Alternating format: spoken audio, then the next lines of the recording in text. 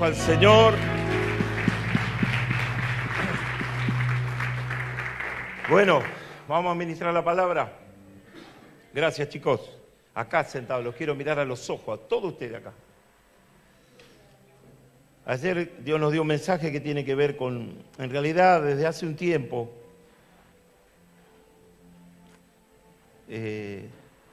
por lo menos yo, estamos tratando de, junto con la pastora, de volver a fundamentar, volver a poner fundamentos en la vida espiritual de los hermanos. Son tiempos, decía recién, son tiempos complicados, son tiempos profetizados. El enemigo está realmente buscando a quien devorar. Devora a aquellos que encuentra. Si uno está escondido en Cristo, no nos va a encontrar nunca. Pero el enemigo devora a los que salen de la cobertura del Señor. A los que asoman la cabeza, a los que sacan la mano como en la ventanilla, a ver si hace frío afuera. Cuando salimos de la cobertura de Jesucristo, nos devora. Son tiempos donde hay que prestar mucha atención sobre todas las cosas de Dios. Son tiempos proféticos. Son últimos tiempos. Y es necesario el discipulado. ¿Cuántos dicen amén? Y ayer hablamos de la iglesia, ayer hablamos de lo que es la iglesia, porque aparece, decimos la iglesia, y no podemos erradicar esa idea de que la iglesia somos nosotros, no es el edificio es el templo, o podemos decir la estructura, podemos decir un edificio, pero la iglesia somos nosotros. Entonces cuando decimos que la iglesia esto, que la iglesia aquello, que la iglesia lo otro, cuando criticamos la iglesia, lo que estamos haciendo es criticar a las personas. Porque el edificio no se porta mal. ¿Vos viste que un edificio se porte mal? No, ¿no? Que un edificio haga algo incorrecto, no, porque es un edificio. Es una cuestión material, pero la iglesia es viva. La iglesia somos nosotros. Decirle al de lado, la iglesia somos nosotros. Y la iglesia es tan perfecta como lo somos nosotros. Decirle, Entonces, no hay iglesias perfectas. No hay iglesias perfectas, la iglesia somos nosotros, la iglesia son las personas que la edifican, que son parte. Entonces parece como que es difícil entender este concepto. Y también dijimos ayer que esta es la casa de Dios. Y cuando usted va a la casa de alguien, ¿cómo es su comportamiento cuando va a la casa de alguien? Le cambia la mesa de lugar, le saca el televisor,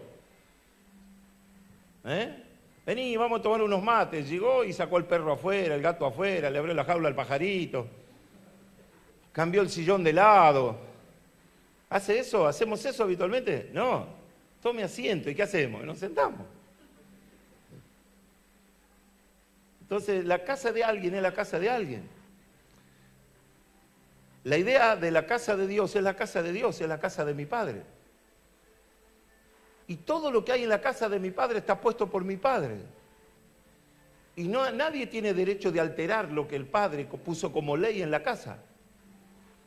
Y lo que debe habitar en la casa es el temor a Dios, el principio de la sabiduría, dijimos de todos estos días cuando predicamos de Salomón, el principio de la sabiduría. ¿Usted quiere ver un hombre sabio? Ese hombre o esa mujer, lo primero que tiene es temor a Dios.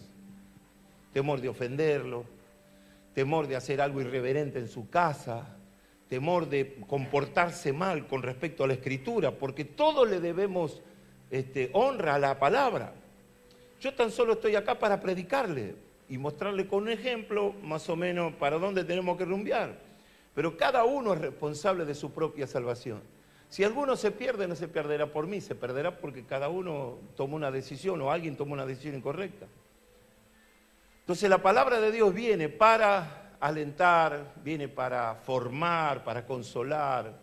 La palabra de Dios viene para fortalecer al que está débil, consolar al que está necesitado, exhortar al que está medio lento, para decir, ponete las pilas, ponete las pilas, así viene. Es la nueva versión bíblica esa. Dios habla pasado mañana, se llama esta, ¿no? Entonces, la casa es la casa de mi Padre. Así como yo no puedo hacer nada indebido en la casa de mi Padre, los miembros, la Grey tampoco. Tenemos que respetar las Escrituras, tenemos que respetar la casa.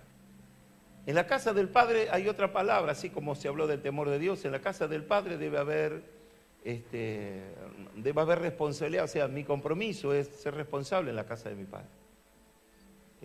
Temor de Dios, responsabilidad. En la casa del Padre se hace la voluntad del Padre.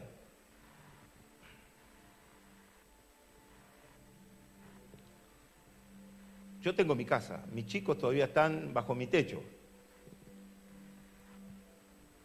Yo decido como papá. Yo decido como papá lo que está bien y lo que está mal. Y si alguien dice, esto está mal, yo le digo, te invito a salir de esa puerta, haga su casa, forme su familia, como usted quiera. Mi padre me enseñó así. Mi abuelo le enseñó a mi padre le enseñó a mi padre, y él me transfirió la misma manera de edificar una casa. Cristo perfeccionó todo eso. Entonces, lo que se respeta es la casa. Su casa es de respetar. Y la casa de Dios es para respetar. ¿Entiende? Entonces, hablamos acerca de la casa. Nadie altera, nadie cambia, porque son fundamentos puestos por el Padre. Libro de San Mateo, capítulo 16. 2 textos, el 17 y el 18, hijo. Ayer hablamos de esto, ante una revelación. Desde hace no sé cuánto tiempo su pastor le viene diciendo que las cosas de Dios, ya sean los ministerios, ya sea el comportamiento, ya sea la edificación de la vida espiritual de alguien, o cómo se debe llevar la casa adelante, cuáles son sus doctrinas, sus fundamentos y todas esas cosas, todo es por revelación de la palabra. El servicio a Dios debe ser por revelación. Y cuando hablamos de revelación no hablamos de algo viejo, de algo nuevo, sino de algo que funcionó siempre, que es la presencia de Dios. O sea, el mismo Jesús o el Espíritu Santo o el Padre, como en este caso, son los que revela el proceder de cómo hay que hacer las cosas. No es mi idea. Mire, si hubiese sido por mí, yo estoy haciendo otras cosas. Mire si me voy a poner a edificar, a construir, a hacer. Si yo estaba bien, ya la iglesia creció, está fenómeno. Está bien, ¿qué me voy a poner a renegar? Pero hay una necesidad de Dios, de sanar el corazón de la gente. El corazón de la gente está enfermo. Y hay que sanar el corazón de las personas. Entonces, ¿qué hicimos? Edificamos Bethesda. Hoy eso nos está dando una bendición. Es una bendición Bethesda. No tan solo para lo de la casa, sino hay de todas las iglesias. Hoy hay una iglesia de Ramos Mejía que alquiló ahí. Y todo eso viene a bendecir la casa. Pero si no hay una idea o un plan, ¿cómo salimos adelante? Luego compramos acá, cerquita, para edificar la casa. Lo vamos a hacer. Entre todos lo tenemos que hacer, porque no es mi obra, no es mi casa. Yo ya tengo mi casa. Entonces todo es por revelación. Yo tengo que entender que fui llamado a hacer algo para alguien. En este caso es para Dios. Todo mi esfuerzo, mi dedicación, lo que tengo, ponerlo al servicio a Dios. Dedicarlo a Dios. Consagrarlo a Dios. Es de Dios. Le dije a Gabriel en un texto que le escribí, le dije, cuando todos entendamos que todo es de Dios, será más fácil la carga. La ropa que usted tiene, ¿de quién es? Y los zapatos que tenés, ¿de quiénes son? Levante la cartera las damas, los caballeros no, por favor, las damas. Levanten la cartera, ¿de quién es esa? Mira, ya te dije los caballeros no, ¿viste? Ya agarró el flaco acá. ¿De quién es esa cartera? ¿De quién es esa cartera? ¿Y lo que hay adentro de la cartera? ¿Y por qué es suyo?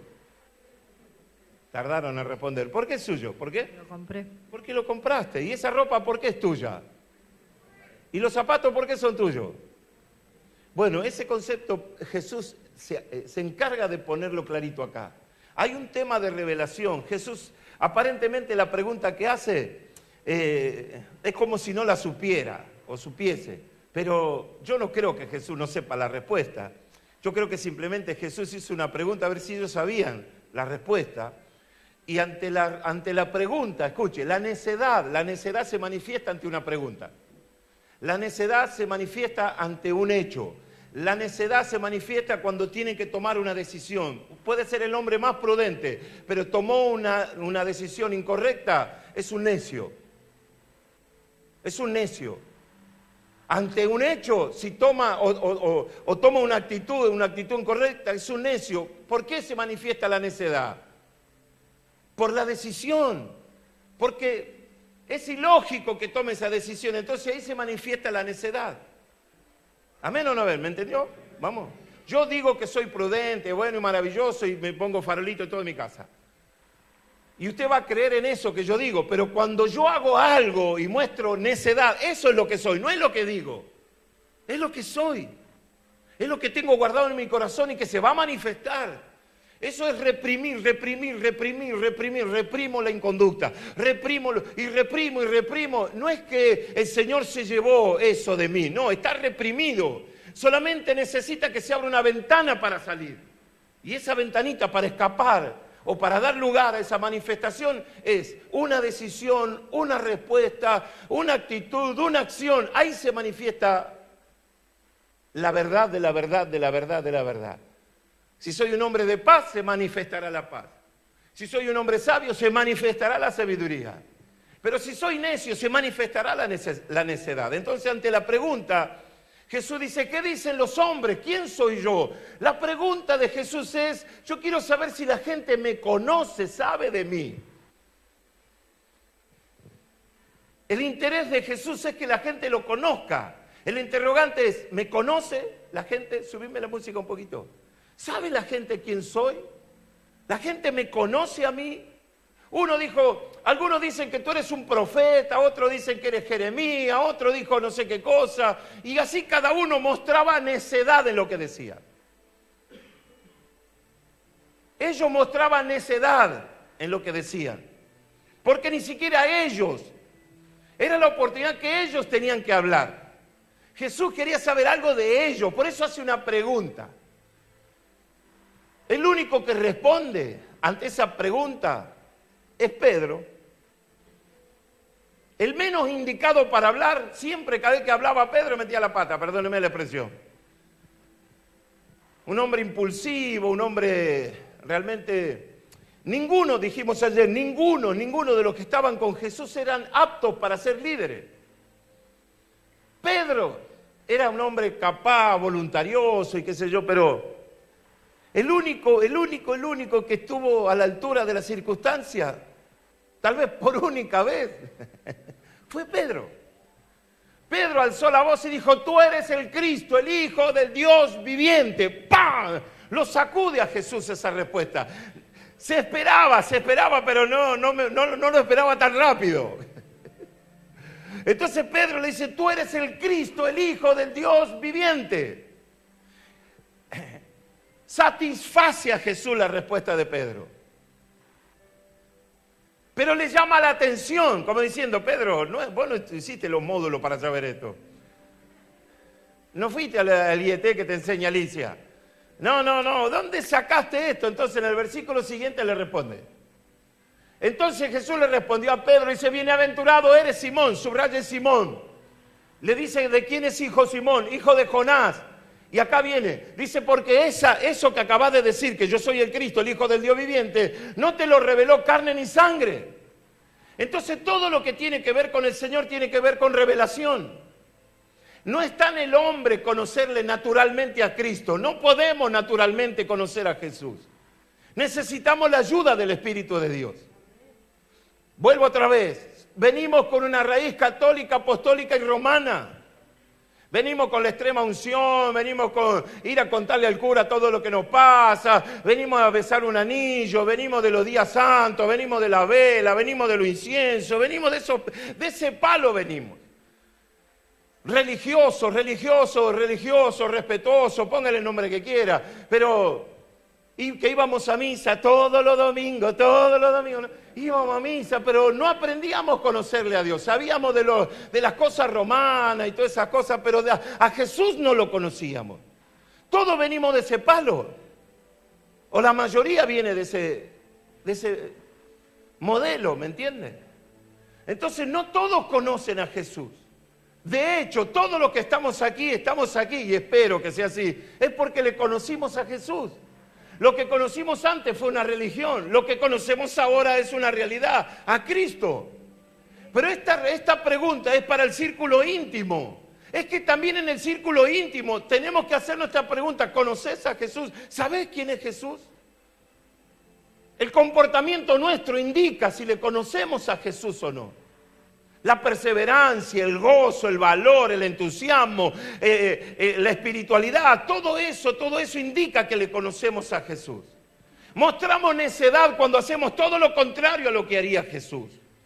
Entonces, todo lo que tiene que ver con la iglesia, con el llamamiento, con los ministerios, con todo, tiene que ver por revelación. Porque hay gente que funciona porque le ha sido revelado algo. Porque hay gente que no funciona porque no le ha sido revelado algo.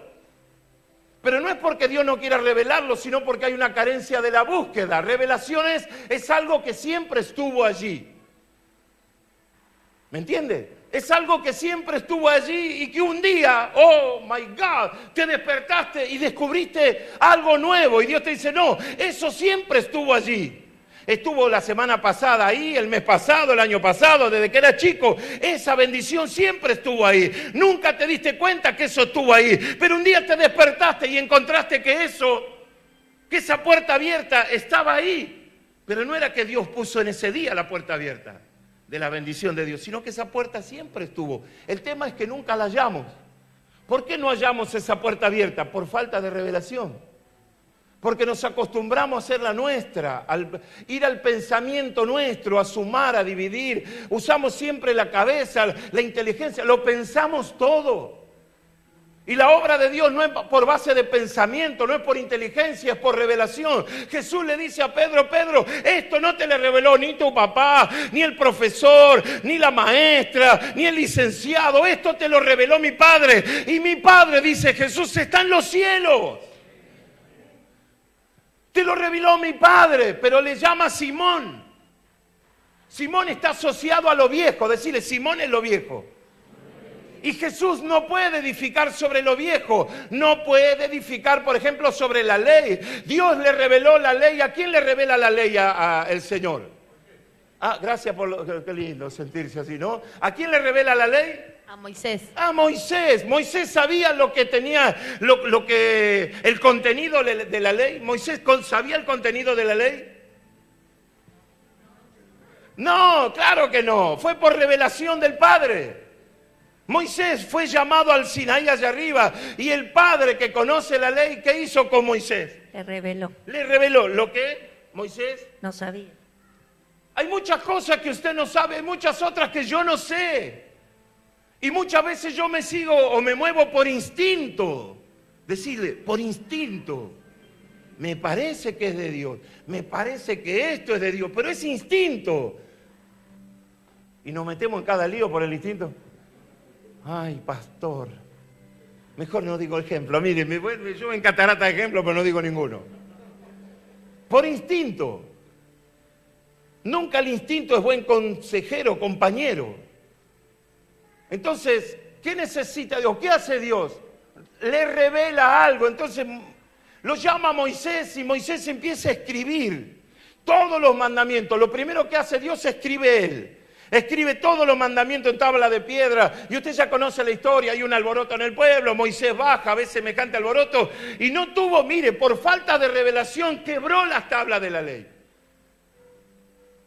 Arruinó lo de Dios, arruinó la escritura de Dios, la rompió. ¿Quién era Moisés para romper los mandamientos? ¿Por qué razón Moisés rompe los mandamientos, las tablas? ¿Por qué razón? Porque le faltaba cordura. No fue inteligente, no fue espiritual, no tuvo temor de Dios, rompió algo que no era suyo. Preguntarle a Dios, ¿conoces a alguien que rompe las cosas que no son de Dios? Es decir, ¿conociste a alguien, conoces a alguien que rompe lo que es de Dios? Echa a perder su salvación, su ministerio, el propósito de Dios en su vida, por una causa o por la otra. En este caso es porque Moisés se enoja. Moisés se enoja y arruina lo de Dios. Lo que fue escrito con el dedo de Dios lo rompe. Lo bueno de Moisés es que en algún punto él se arrepiente. Y vuelve otra vez, vuelve el Señor a llamarlo. Pero escuche esto. Mire lo que es el tiempo de la ley. Le dice Dios a Moisés, hazte 2 tablas como las primeras. Hazte. Vos lo rompiste, vos lo arreglás. Yo no voy a hacerte 2 tablas como las primeras. Si lo mío te pareció poco, Ahora vos tenés que tallar, cortar de la roca 2 tablas, escuche, igual que la primera. No se aceptaba el modelo, la vara estaba puesta alta. No cualquier clase de tabla, no cualquier piedra, no. Hazte 2 tablas igual que las primeras. Cuando Moisés trabajó, y no sé cuánto tiempo trabajó para la tabla, el Señor le dice, ahora sí, escribe. Ya no era el dedo de Dios que escribía. Ahora, vos lo rompiste, vos lo arreglás. Escribe ahora. Y el Padre empieza a dictarle, y Moisés dice, ¿y vaca con qué va? ¿Con B corta o B larga? Y matarás, ¿el acento dónde va el acento? ¿Hay acento? ¿Dónde va el acento?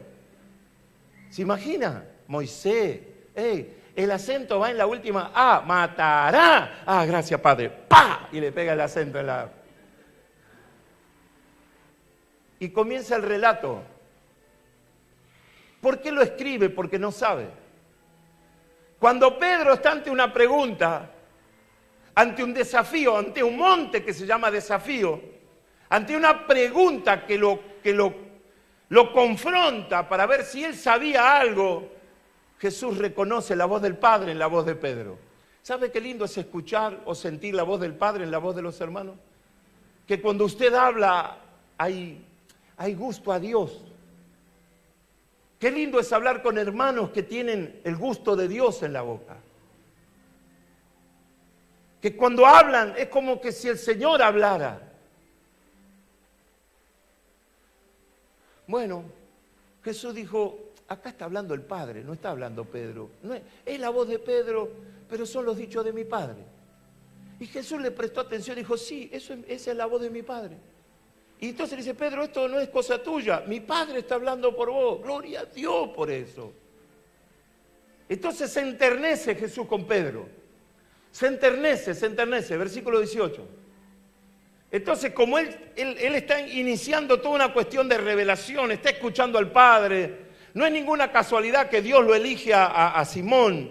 Simón quiere decir caña cascada por el viento.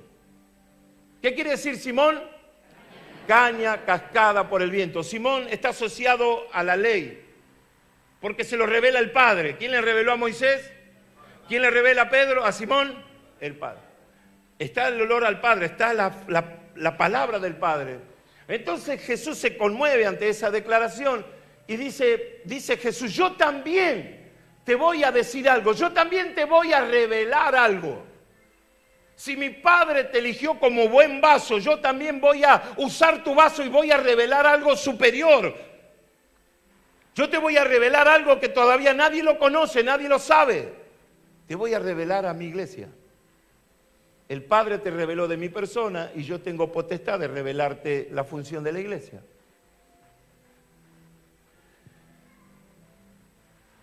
Yo también te digo que tú eres Pedro, ya no es Simón, Pedro, lo nuevo, Pedro. Diga conmigo, Pedro es lo nuevo, Simón es lo viejo.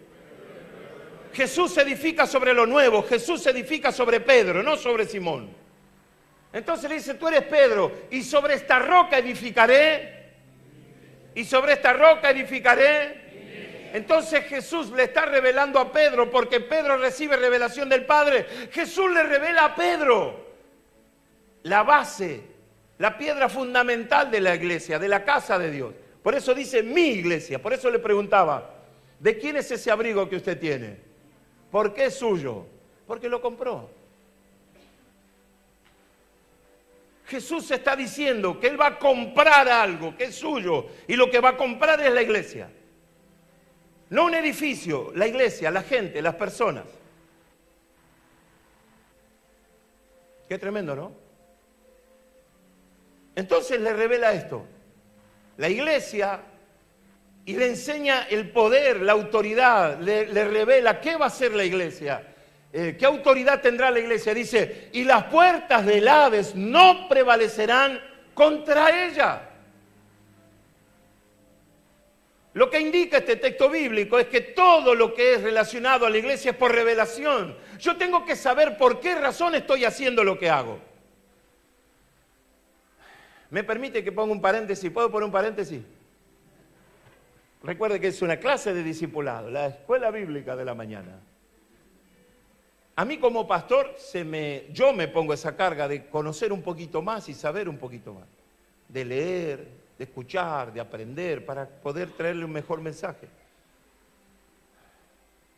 Comprar libros, leerlos, pedirle al Señor revelación sobre la palabra. Todo el tiempo un pastor se tiene que ir superando, porque tiene que manejar la buena palabra, el buen mensaje. Se hace lo que se puede, ¿no? La pregunta es, ¿usted cree que solamente un pastor es o debe ser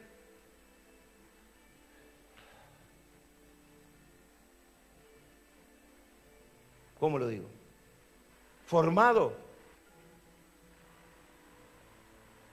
Un pastor tiene que ir desarrollándose, solamente el pastor tiene que desarrollarse, aprender.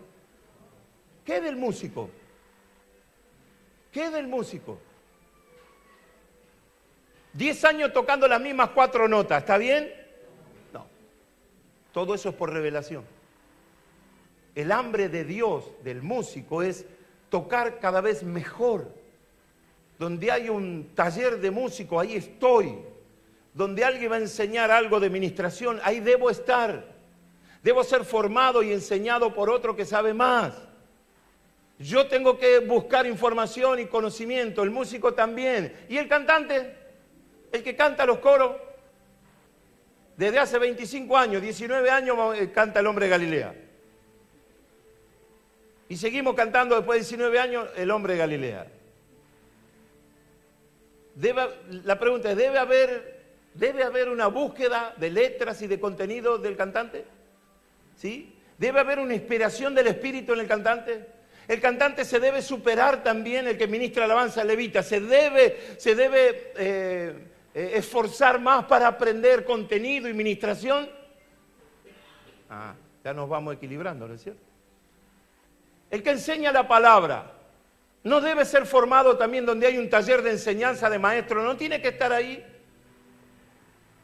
Donde hay algo que lo nuclea al maestro, ¿no tiene que estar el maestro ahí aprendiendo nuevas técnicas, nueva información, nuevo conocimiento? ¿No cree que el maestro debe estar ahí? ¿Sí? El evangelista, ¿no cree que el evangelista tiene que estar en el ámbito del evangelista aprendiendo cosas del evangelismo, leyendo cosas de evangelismo, sabiendo cosas de evangelismo? Pero ¿por qué solamente al pastor se le exige? ¿Y el líder? ¿El líder, usted no cree que el líder tiene que entender esto?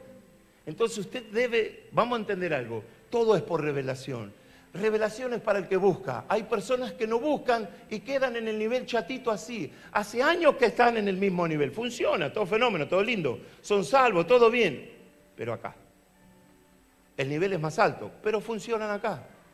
¿Por qué? Porque carecen de revelación. Pedro era igual que los demás. Pero Pedro vino un día y dijo, Pedro, ¡wow!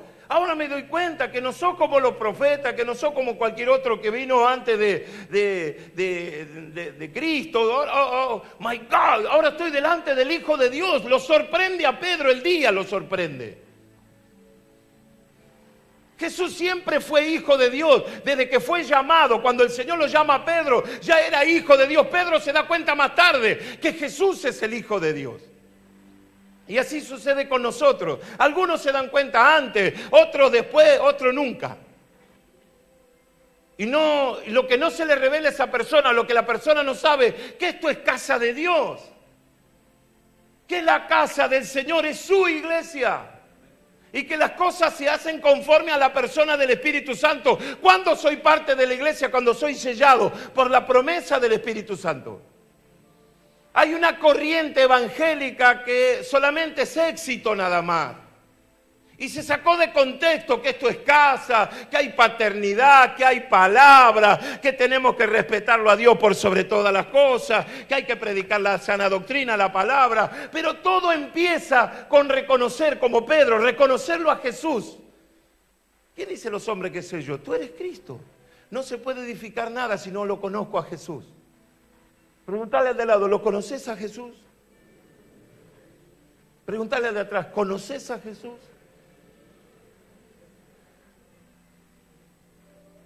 ¿Se reveló Jesús a tu vida? te mostró como a Tomás. ¿Se acuerda Tomás? No, si yo no veo los clavos, si yo no veo las heridas, yo no voy a creer. Tomás necesitó ver para creer. Y en el pueblo de Dios es lo mismo. Hay gente que necesita ver para creer. Ay, si sanás a mi hermano voy a creer. Si me sanás te voy a servir. Mire, no juegue con Dios con esas cosas. Porque si no le sirve sano, menos le va a servir enfermo. Son manipulaciones. Decirle a Dios, somos manipuladores por naturaleza. Nos olvidamos que en la casa de Dios hay que hacer la voluntad del Padre. ¿Usted sabe que hay plantitas de invierno? ¿Y hay otras de verano? ¿Sí o no? Hay plantitas que en el verano se secan. Y hay otras que en el invierno se secan. ¿Lo digo o no lo digo? Espere que me presigno. Cuando nos sacan del propósito de Dios, soy como esas plantitas, me seco. Porque por Dios fui pensado en un lugar. No se puede andar de un lado al otro, no se puede. No se puede salir de una iglesia, de 2, de 3, de 4, y siempre diciendo, el otro pastor fue malo, el segundo pastor fue malo, el tercero fue malo, el cuarto fue malo. No se puede. Entonces yo tengo que pedirle perdón a Dios por eso. Si me moví, tengo que pedirle perdón. ¿Por qué razón? Porque no respeté su voluntad ni su propósito. Entonces Dios me va a decir así, ok, listo, quiero que aprenda la lección. Yo te vengo a buscar acá. Cuando te venga a buscar, Norma, cuando te venga a buscar, te vengo a buscar acá. Y el Señor va a venir a buscar acá y la va a encontrar a Norma. Porque entendió el temor de Dios y la obediencia. Hay plantitas que dan frutos en un lugar. Eso es destino profético. Y eso es lo que hay que entender. Yo salí de mi casa por cuestiones pesadas, muy feas, feísimas. Pero hoy si lo mira mal, me voy. Si le dice, si el culto es corto, ay, me voy de la iglesia porque el culto es corto. Si es largo, ay, me voy de la casa porque el culto es largo. Eso quiere decir que no se aprendió obediencia, no entendió lo que es voluntad y no entendió lo que es propósito. ¿Por qué razón? Falta de revelación ahí. No entendió lo que significa morir. Si usted a un muerto lo pone en la vereda, pasa al otro día, ¿dónde lo va a encontrar al muerto, al finado? En la vereda. Cosquín 4810, ahí lo pone. 4877, ahí no, 4810, a ver si se enoja el vecino. 4877, lo dejó al muerto ahí. Y pasa los 2 días, ¿dónde el muerto dónde va a estar si nadie lo levanta? Cosquín 4877. No se va a mover, aunque haga frío, aunque caiga helada, aunque llueva, aunque vengan los perros y lo mordisquen un poquito, el muerto se va a quedar ahí. ¿Por qué razón? ¿Por qué razón se va a quedar ahí? Porque está muerto. Cuando decimos que estoy muerto en Cristo, ¿qué significa? Cuando dice que estoy muerto en Cristo, para mí el vivir es Cristo y el morir es ganancia, ¿qué quiere decir? Que ya no tengo movilidad, que no me muevo porque quiero, no tengo voluntad, mi voluntad es la de Él. Es como que si me hubieran extirpado el cerebro y lo hubieran añadido al cerebro de Cristo. Ahora funciono con el cerebro de Cristo. Mi cerebro fue extirpado. ¿Por qué razón? Porque es el motivo del pecado mi cerebro.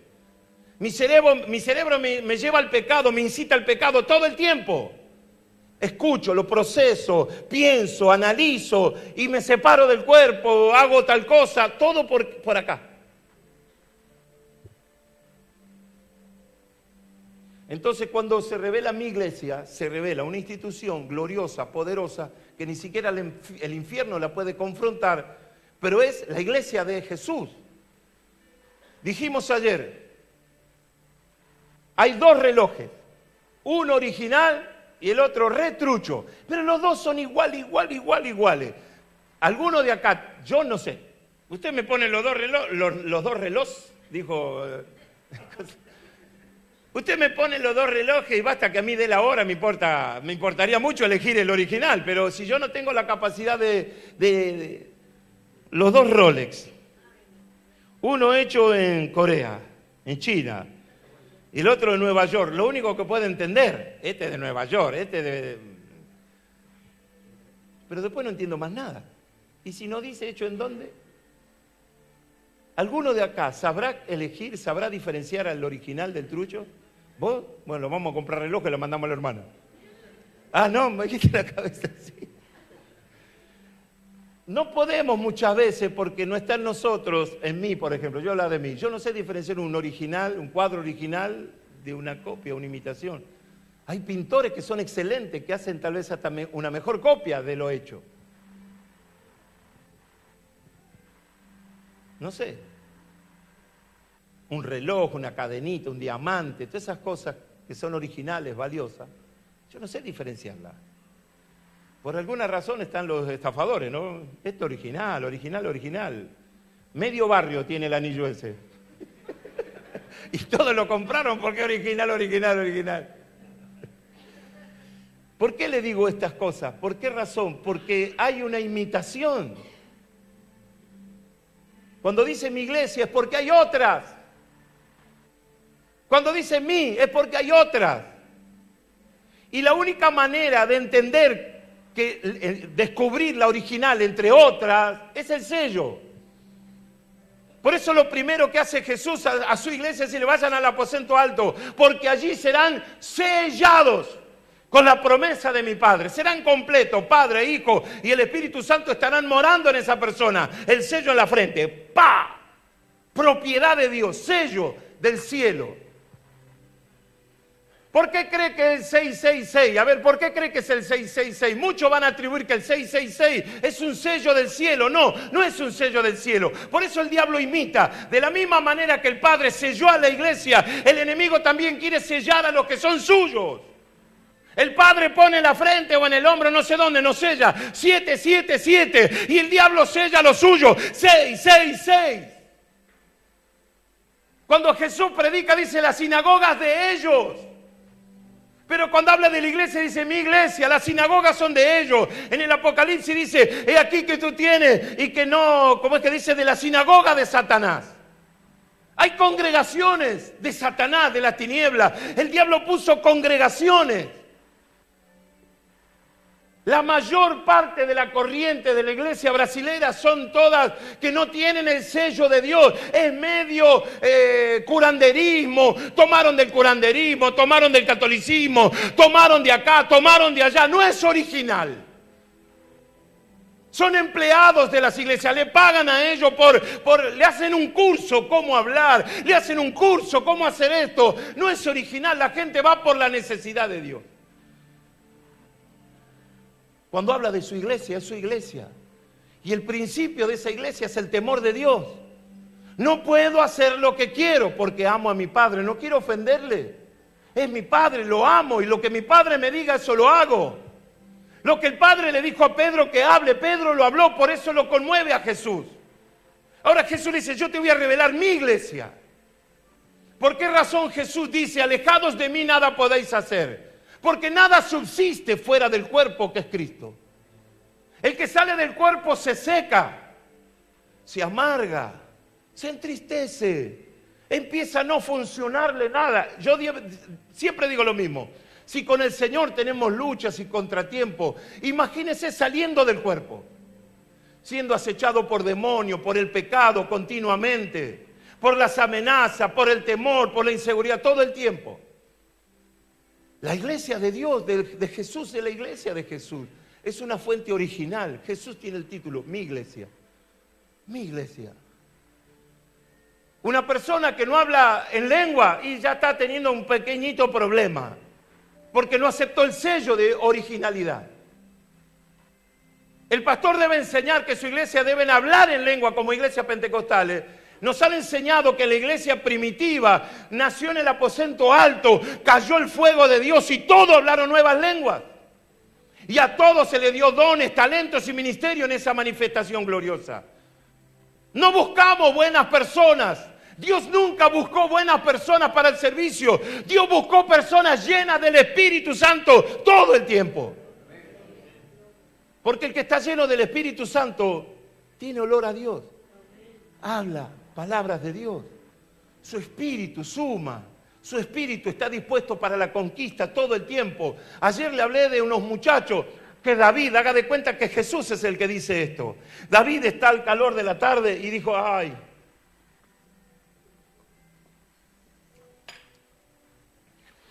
qué calor que tengo, habrá dicho David, ¿no?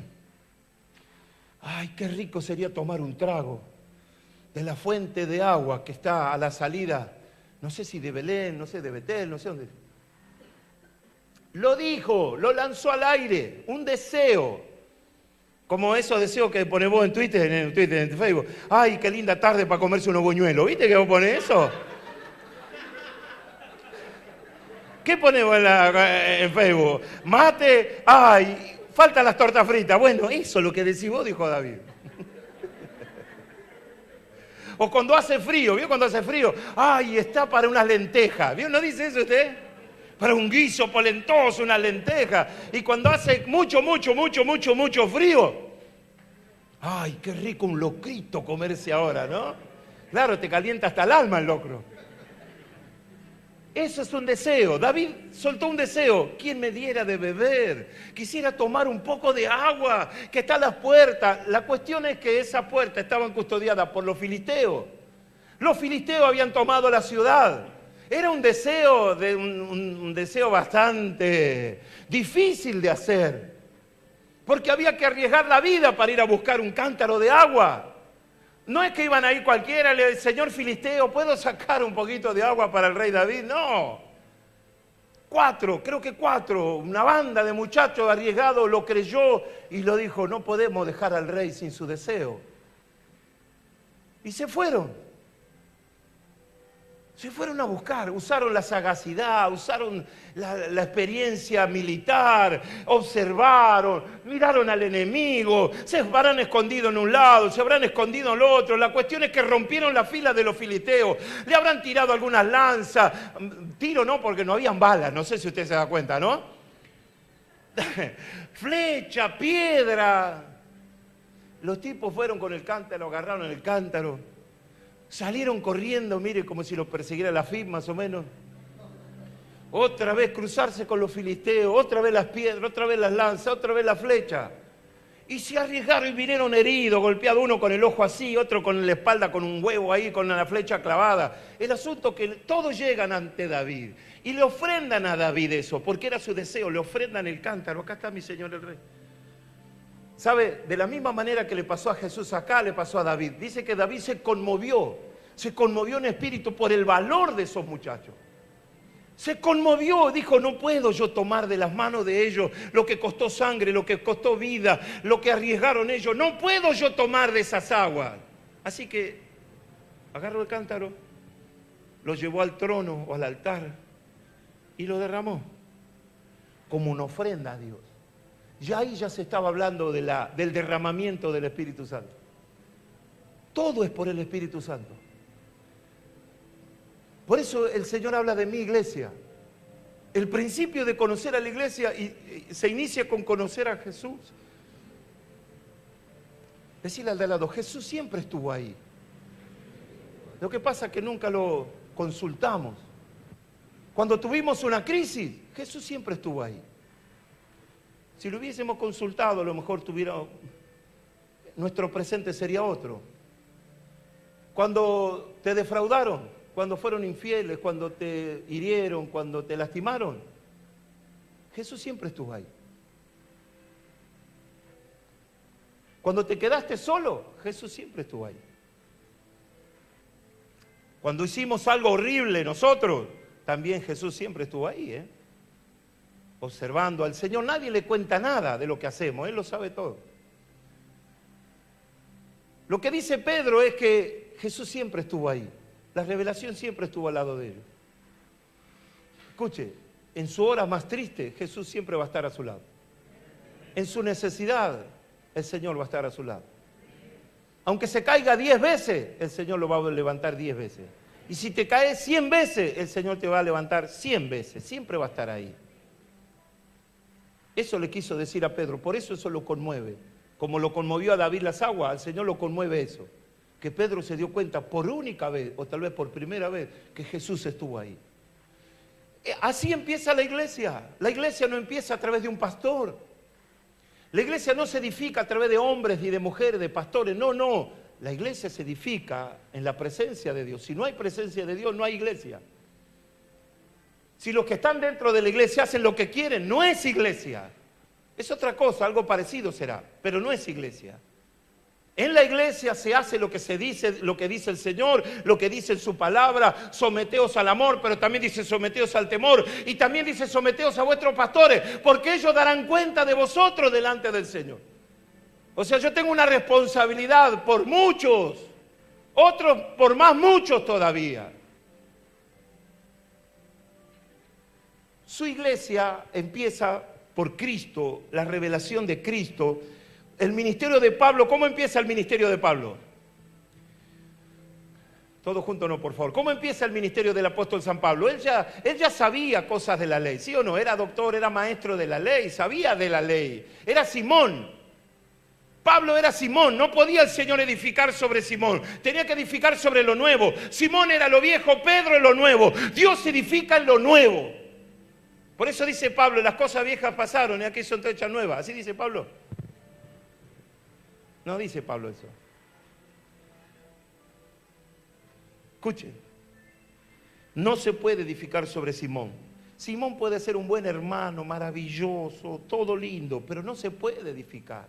Simón se tiene que transformar en Pedro, la roca. Por eso le puso la roca, por la declaración, por lo que confiesa. Jesús dice, ya no será Simón, será roca, porque mi Padre te está revelando. Mi iglesia se edifica bajo la revelación. Mi iglesia se edifica a partir de quién soy yo, Cristo, el Hijo de Dios.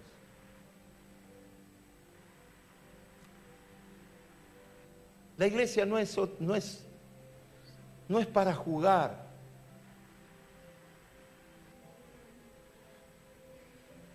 Vamos con la iglesia y nos fuimos. Necesito algunos textos, hijo, por favor. ¿Qué es la iglesia? Su iglesia. La iglesia dice en el libro de Génesis, primero dice que la iglesia, que las puertas del Hades no prevalecerán por la iglesia.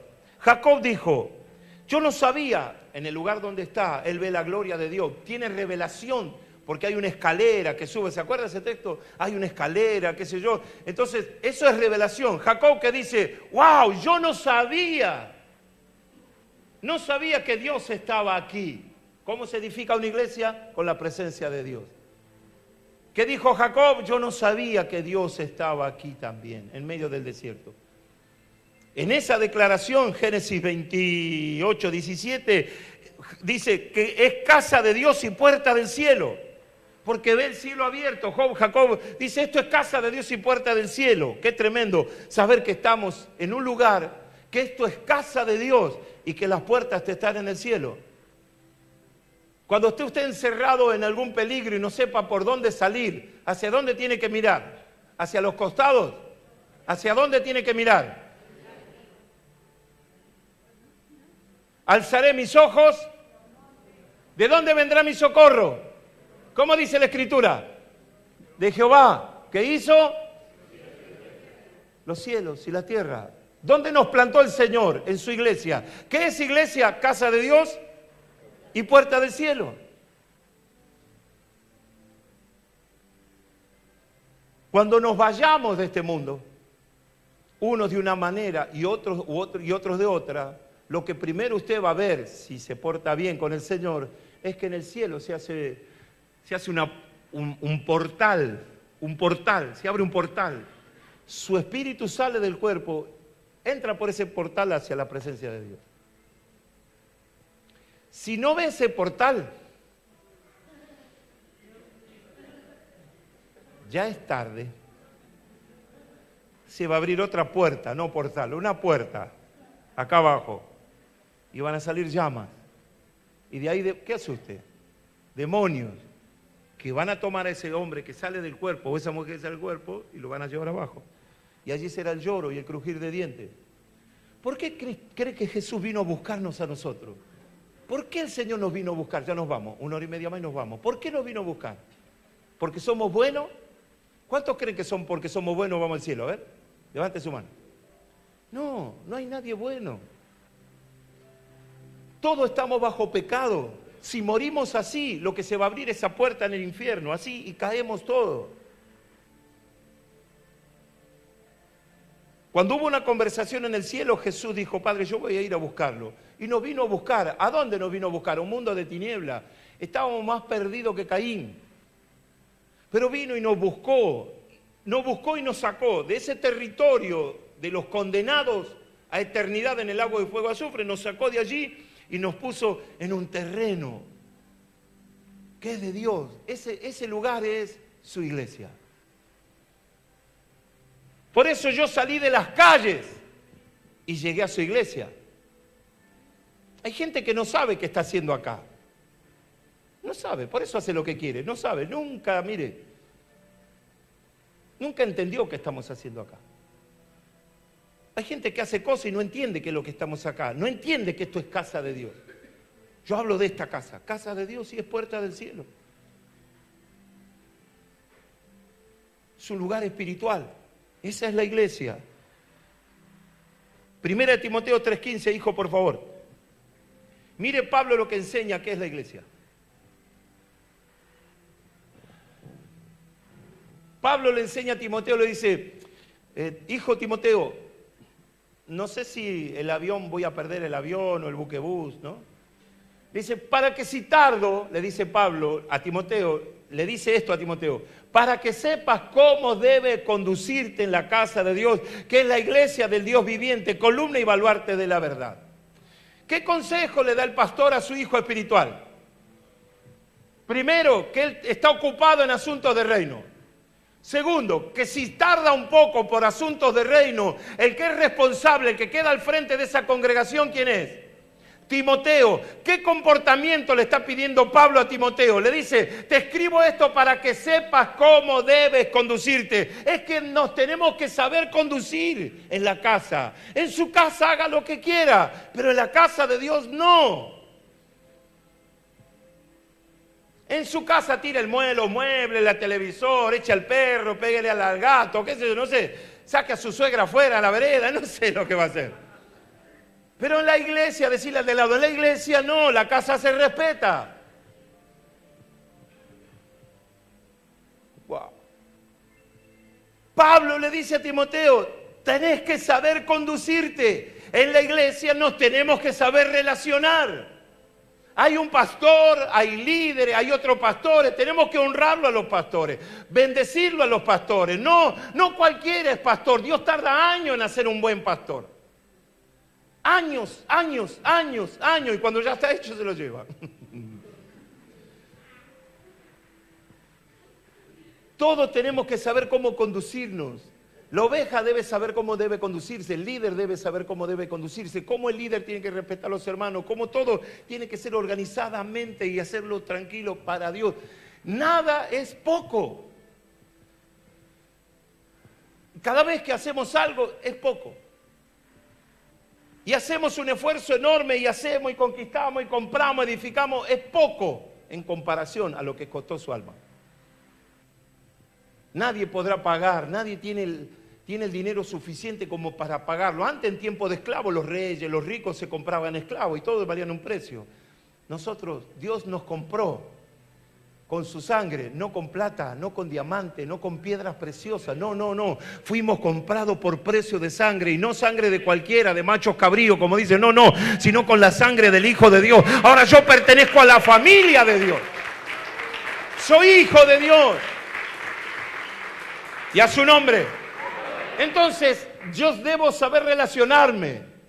Pero para saber relacionarme, tengo que saber qué es la iglesia. La iglesia es la del Dios vivo.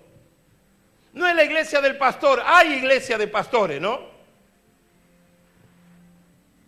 Pero su iglesia es la iglesia del Dios vivo. ¿Qué cualidades tiene? Tiene 2 columnas. O una columna. ¿Qué columna es? Dice columna y baluarte de la verdad. ¿Qué ministra esa iglesia? ¿Qué ofende a la gente? ¿Qué se debe decir en la iglesia? ¿De qué se predica en la iglesia? No lo escucho. ¿De qué se predica en la iglesia? No lo escucho. Sigo sin escucharlo. ¿Y qué es lo que ofende a la gente? Entonces tenemos un problema. Si un pastor tiene que administrar la verdad y hay alguien que no quiere escuchar la verdad, estamos en problema. Porque el adulterio, la fornicación, el pecado, la mentira, la hipocresía, todo eso son conductas que no tienen entrada en el reino de los cielos, ni los hipócritas, ni los mentirosos, ni los blasfemos, ni los avaros entrarán en la presencia del Padre. Entonces tenemos que decir la verdad. El Señor dice, este no va a entrar, este no va a entrar y este no va a entrar. ¿Qué dice un pastor? Este va a entrar, este va a entrar y este va a entrar. Basta que me dé un buen diezmo, este va a entrar. Vende tu casa y yo te hago entrar, le firmo ahí un chequecito al Señor y te hago entrar. ¿Vio cómo? Bueno, mejor no digo nada. ¿Qué ministra esa iglesia? ¿Qué ministra la iglesia del Dios viviente? La verdad. Ya entendió. Hechos, capítulo 2, versículo 7.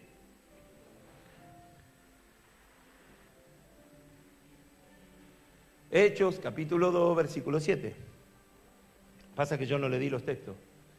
Dice que la Grey, los que se estaban congregados ahí, dice, y la Grey dice, estaban atónitos y maravillados, diciendo, mirad. Che, ese no es. Che, no es ese. Cuando dice el Señor añadía a la iglesia lo que iban a ser salvos, de verdad que capaz que está por ahí, Tuchi. ¿Eh? ¿Y por qué 2.7? 2.47 dice Jorge acá, a ver. Ese 2.47, me faltó el 4 nada más. Dice que la iglesia estaba alabando a Dios, dice, y que esa iglesia tenía el favor de Dios con todo el pueblo. Y el Señor, diga conmigo, y el Señor, vamos, añadía cada día a la iglesia los que habían de ser salvos. ¿Quién añade a las iglesias? ¿Por qué el Señor añade a las iglesias? Una cosa es ir a evangelizar y ganar almas, otra cosa que el Señor añada a iglesia, almas a la iglesia. ¿A qué iglesia añade almas el Señor? ¿A mi iglesia o a la suya? A la suya. A la suya.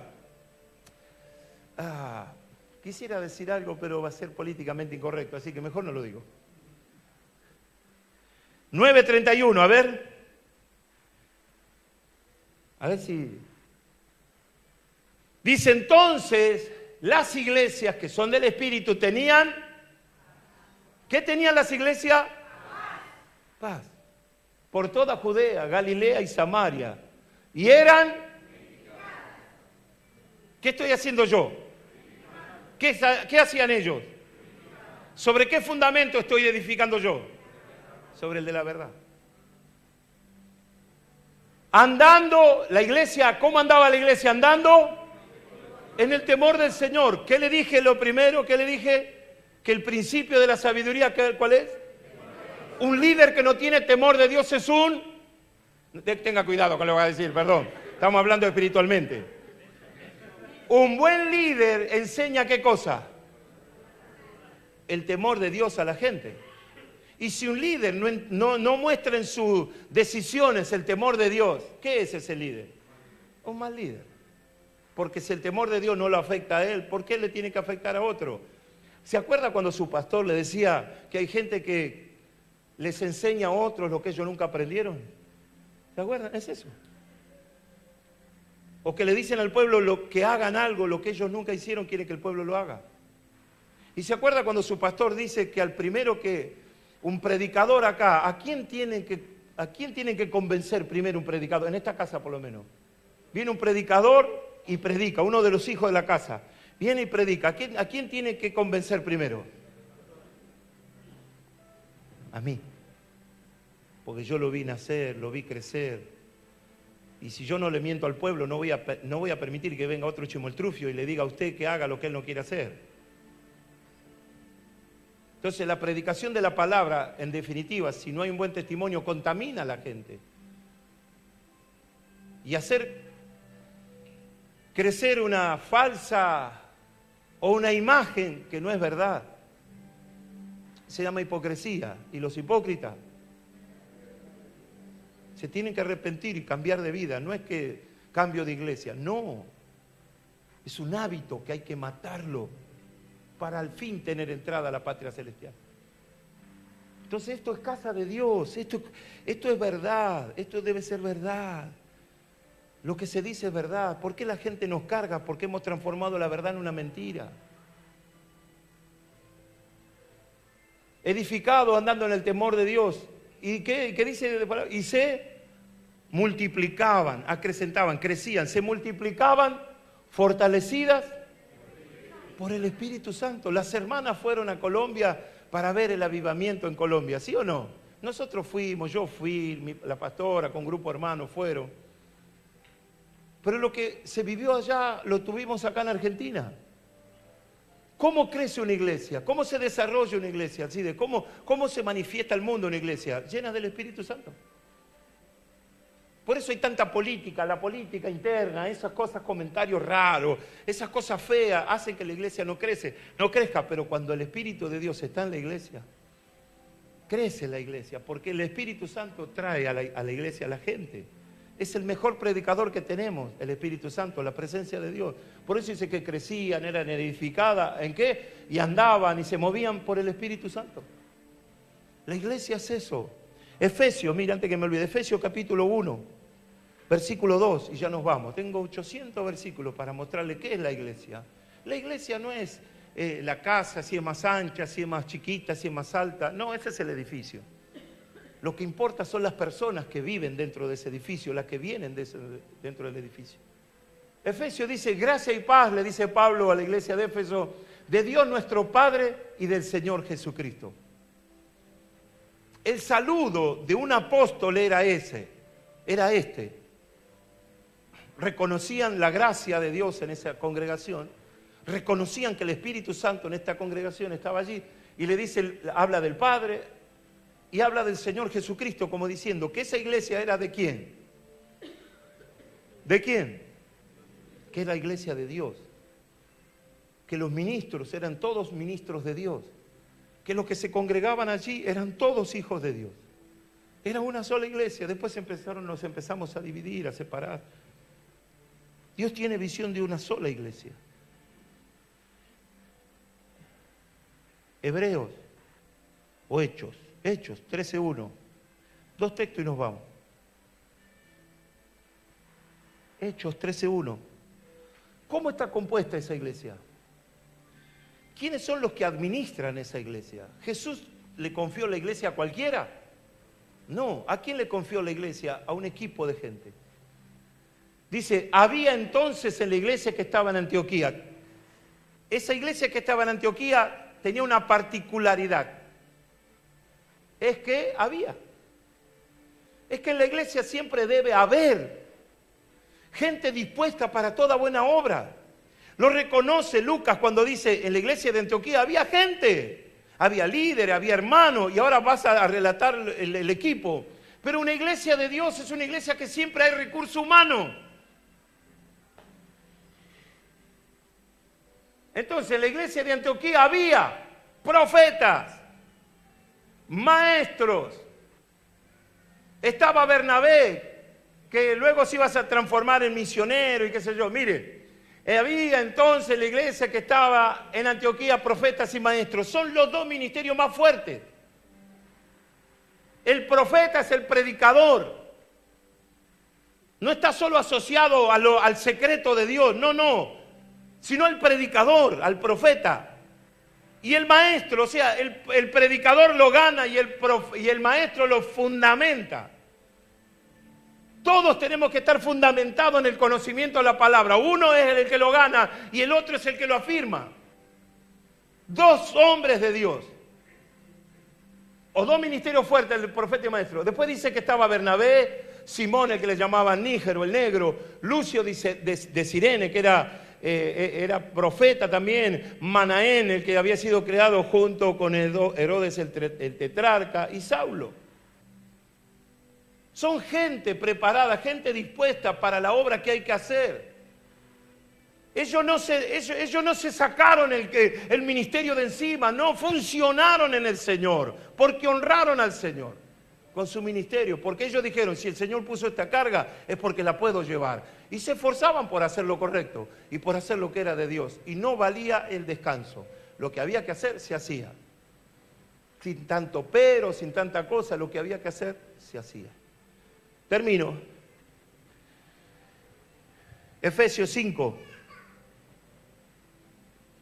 23 y 24.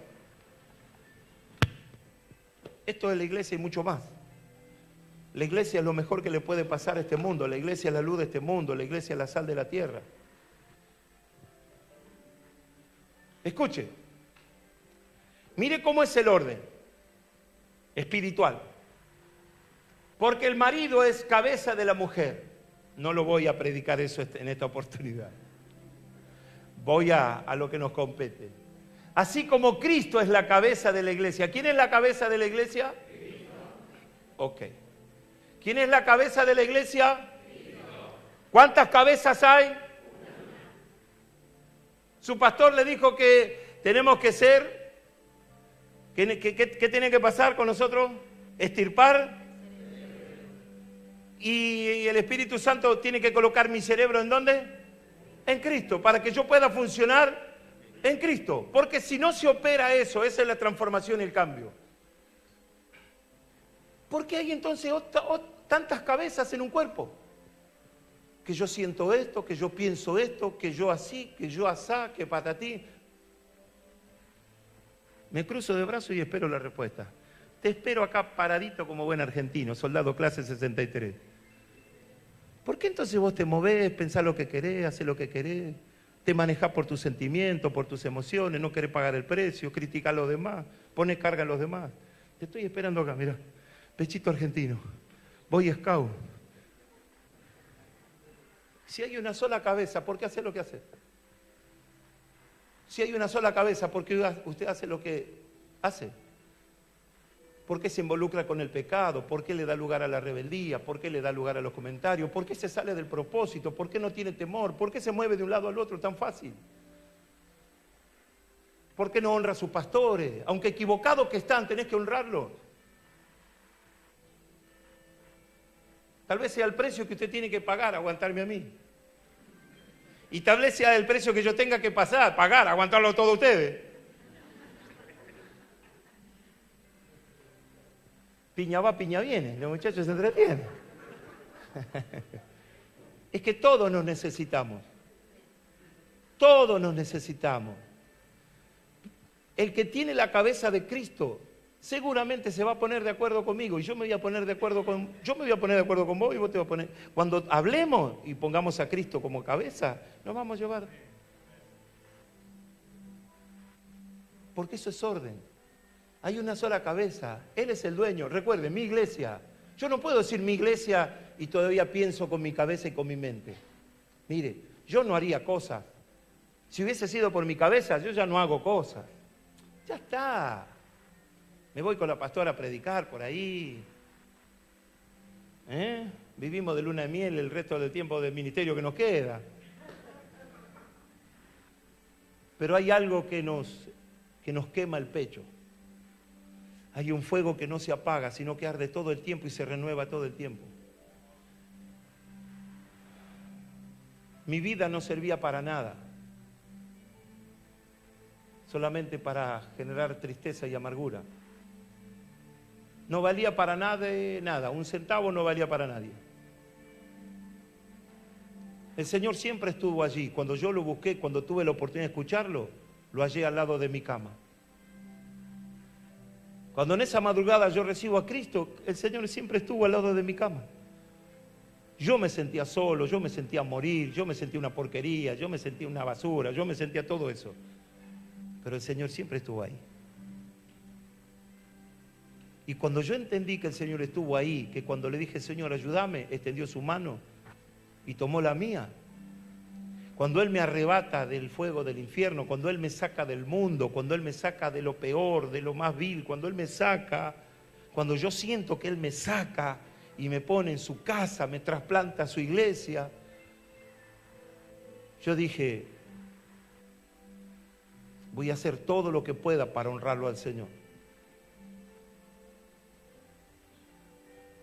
Y agaché mi cabeza, me saqué mi cerebro, se lo di a Cristo, me saqué mi corazón, se lo di a Cristo.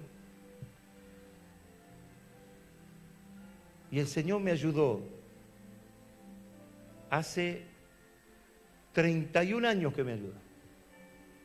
Y yo puedo decir confiadamente, hasta aquí me ayudó el Señor. ¿Sabe por qué? Porque cada vez que yo lo necesité, Él siempre estuvo ahí. Me dio una carga, me dio un ministerio. Yo dije, voy a hacer todo lo que pueda hacer de mi parte para honrarlo a Él. Ningún trabajo fue poco. He predicado a 2, a 3 personas. Hace unos días fuimos a Tigre. ¿Quién me acompañó a Tigre? Algunos ni están acá, están allá en el fondo. A ver. ¿Cuánta gente había, Tuchi, ahí? ¿Cuánta gente había en la iglesia esa? 4. ¿Y cuántos fuimos nosotros? Como 8. Si hubiese ido solo, ¿a cuántos le tenía que predicar?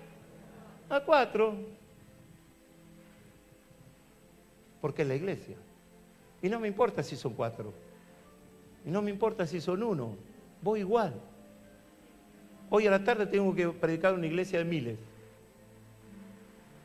De 4 a miles. Y voy a predicar igual. Lo que hay que hacer es poco. He viajado sin dinero. No tuve para la ofrenda, me saqué el reloj. El predicador, el que tenía que predicar en el culto, me saqué el reloj, no tenía ofrenda, me saqué el reloj, lo puse en la ofrenda, no tenía, me fui sin dinero a predicar. Me invitaron a una iglesia, tenía 4 pesos, 5 pesos. 2 pesos para ir, 1 peso para la ofrenda, 2 pesos para volver.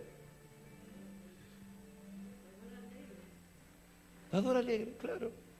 Vino la ofrenda. Y yo digo, está mi prima, que vive cerca de casa, metí la mano y puse los 3 pesos. Está hablada, estaba con él, tu prima, ¿cómo es? Gabriela. Bueno, prediqué, le digo, Gaby, ¿va para allá, para casa? No, tengo que ir a la casa de unos hermanitos porque hoy vamos a tener una pizza, qué sé yo. Ahí aprendí a hablar inglés. Ahí dije por primera vez, oh my God. Y me fui caminando. Rebusco por ahí, había otra moneda, no sé en dónde apareció una moneda. Yo dije, bueno, este me lleva a tal lado, camino. Tomo el colectivo, ¿dónde me deja? En Crovara y General Paz. 4 cuadras.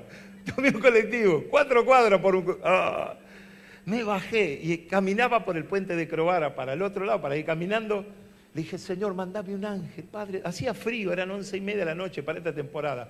Frío, todo mojado, transpirado. Y le digo, Señor, mandame un ángel, mandame un ángel. Mire, es un pastor pidiendo un ángel, 11:30 de la noche. Y voy caminando así con la solapa arriba, con la Biblia en el pecho, porque hacía frío. En eso veo un hermano que hacía como 15 años que no lo veía. Dije, acá está el ángel. Estaba parado en el semáforo de allá, lo que sería Eva Perón sería, ¿no? Claro, cuando le vi empecé, y el hermano agarró con el auto, ¡bum! Dije, chao, se me fue el ángel. Se me fue el ángel. Yo dije, Señor, ni esta me sale. ¿Qué pasa? Miro para atrás, verde, amarillo, rojo. Y me voy corriendo y le hago, me mira, ¡pastor! Se dio cuenta el ángel, gloria a Dios. ¿Qué hace? Voy para mi casa, ¿cómo está? ¿Todo bien? Yo estaba esperando que me diga, venga que lo llevo. Y yo le hablaba y le hablaba, ¿para dónde va? Para mi casa, venga que lo llevo, gloria a Dios. Y me trajo hasta mi casa. Me habló en 25 cuadras, me encontró de la tía, de la abuela, del perro, del gato, de acá, de allá. Imagínense, 15 años que no lo veía. Le bajé del auto, le dije, Señor, gracias. ¿Por qué? Porque el Señor siempre estuvo ahí. Yo no sé por qué tantas vueltas. Cuando no tuvimos nada que comer, No comimos, hacíamos dieta. Malo no iba a ser.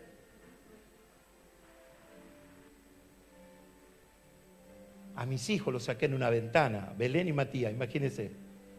No teníamos para comer y encima el desgraciado de enfrente puso una pollería. A la parrilla, pollo a la parrilla, como 800 pollos en la parrilla. Y cada vez que le echaba limón, todo el humo se venía para la casa. ¡Desgraciado! ¡Hijo del diablo! ¿Cómo vas a hacer semejante cosa? Entonces yo, su pastor, que es bastante inteligente, le dijo, chicos, venga, vamos arriba. Fuimos arriba, abrimos la ventana y yo le decía, coman, coman, respiren, respiren, coman, coman. Eso es verdad, no es ningún chiste, eso es verdad. Coman, eso es pollo. Esto es vacío. Esto es chorizo. Pero le servíamos a Dios igual. Nos engañaron, nos robaron, nos vendieron de una cosa, de la otra. Pero le servimos al Señor igual. Le servimos al Señor igual. Porque la iglesia es de Él. Y el que nos llamó por soldado fue Él. No hay peor siervo que aquel que sirve en las buenas y lo deja al Señor en las malas. Tenga cuidado con eso. El siervo es siervo en las buenas y el siervo es siervo en las malas. Si es siervo en las malas, le va a ayudar a salir a usted de las malas, porque conoce las malas. El sello del Espíritu, el sello del Espíritu nos hace perteneciente a su iglesia. Por eso el Señor siempre, nunca el Señor buscó buena gente. Porque en la iglesia la mayoría de la gente es buena. Y a veces nosotros nos confundimos y llamamos a gente buena. Pero no es cuestión de que sea buena. La cuestión es que esté llena del Espíritu. ¿Qué descubrieron los que fueron a Colombia? Que los que estaban allá estaban llenos del Espíritu. Y las iglesias crecían, acrecentaban y se multiplicaban por la gloria del Espíritu. El Espíritu es un viento. Y si vos levantás tus alas, el Espíritu te hace remontar. Si no abrís tus alas, ¿qué diferencia entre un pollo y un águila? Si el águila no levanta las alas, no hay diferencia, es pollo igual, camina por la tierra. ¿Amén o no amén? Somos su iglesia, no es el edificio, somos la iglesia. Somos iglesia cuando en el cimiento está Cristo. Y todo el edificio es edificado conforme a Cristo. La iglesia de Jesús, usted de Jesús, yo soy de Jesús, todos somos de Jesús. Los dones, los del Espíritu Santo, pero es de Jesús. Hay almas que salvar, ya voy a hablar de eso. Por eso dice que las iglesias crecían, claro. Cuando Dios tiene confianza en una congregación, ahí es donde envía a la gente. Porque ahí saben que la van a cuidar y las van a amar. Las van a amar. Termino. ¿Por qué los hermanos van a edificar allá? ¿Por qué los hermanos hicieron la obra esa en Bethesda? ¿Por qué los hermanos están haciendo todo este trabajo? Si estuviera con el frío, vos fuiste el otro día, ¿no? Llovía, ¿no? Lluvia, frío, ahí está Sandro también, Omar, Raúl, los muchachos que van a ayudar, Rolo, Carlito. ¿Por qué van allá? ¿Sabe por qué van? Van por amor a usted y por amor a mí. ¿Sabe qué dicen ellos? Vamos a hacer esto para la iglesia, para los hermanos. Los que trabajaron en Bethesda tienen un cuadro así grandote, es el reconocimiento de su pastor. Le lavé los pies. ¿Qué puedo hacer yo si no es para mí, si es para el Señor? Yo le he lavado los pies a los hermanos. Ellos no se dan cuenta en el día del enojo. Pero le lavé los pies a más de uno. Los puse en un cuadro, los puse en nombre. Trato de hacer lo que puedo hacer. Lo que hacemos lo hacemos para la iglesia, porque amamos a la iglesia. Administramos los dineros de la iglesia. Edificamos, compramos, edificamos para la iglesia. Usted puede decir, yo tengo una iglesia próspera, una iglesia bendecida. Usted lo puede decir tranquilamente. Yo sé lo que se hace con el dinero. Yo sé lo que se hace con el diezmo. Yo sé lo que se hace con las ofrendas. El que quiera mentir sobre eso lo hará, pero usted lo ve allá. Diego, vos viste hace mucho. ¿Cómo es Bethesda? ¿Qué dijiste? ¿Y qué es lo que estamos haciendo ahora? ¿Entienden? Todo lo hacemos con qué? Entre todos. Por eso hay una sola cabeza. ¿Qué dice el texto bíblico? Porque la cabeza es Cristo. Cristo. Entonces todos tenemos que esforzarnos un poquito más. ¿Vio la rueda de la bicicleta? ¿En dónde concentran los rayos de la bicicleta, de la rueda? En el centro. Cristo es el centro. De ahí parten todos los rayos, cada uno con un llamado diferente. Nosotros tenemos un llamado diferente. Otros van a las cárceles, otros trabajan con chicos adictos, otros con esto, otro con otro. Pero en todos Cristo es la cabeza. Los obreros, sujeto a Cristo, que es la cabeza. Los hermanos, sujeto a Cristo, que es la cabeza. Los pastores, sujeto a Cristo, que es la cabeza. ¿Amén o no amén? Esa es la iglesia. La iglesia no es un lugar donde se viene a hacer lo que se quiere. No. Donde se viene a aprender doctrina. Y donde se viene a aprender palabra. Y donde se viene a aprender servicio. No hay mucho más. Y según el servicio y la capacidad de cada uno, el Señor lo exalta. El Señor lo exalta. El Señor lo exalta. Porque en definitiva, el que le va a pagar a usted, ¿quién es? El que le va a retribuir por su servicio, el que paga por su servicio, ¿quién es? Es Jesús. Nos ponemos de pie. La iglesia. ¿Por qué dañamos a la iglesia? Porque no entendemos esto. La gente daña la imagen de la iglesia, de los siervos. Hay una historia donde hay un incendio en un bosque. Y ese incendio se comenzó a expandir y expandir.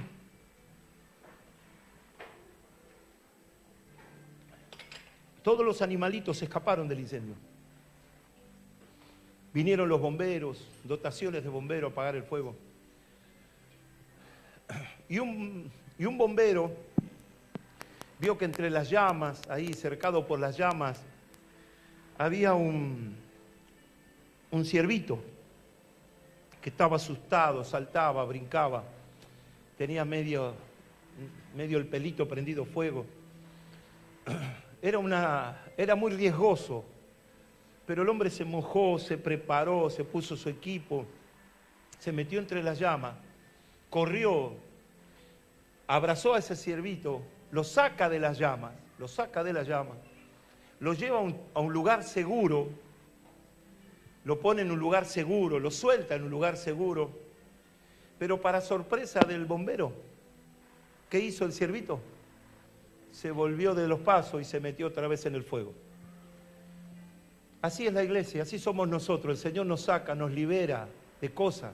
¿Y quiénes son los que se vuelven a enredar? ¿Y quiénes son los que tomamos decisiones equivocadas? ¿Y quiénes son los que erran el camino? ¿Y quiénes son los que hacen las cosas mal? El Señor nos saca y nos pone en alto. ¿Quién es el que se baja de lo alto? ¿Quién es el que reniega del servicio? ¿Quién es el que le da la espalda al Señor muchas veces? ¿Se da cuenta? Él vino, bajó.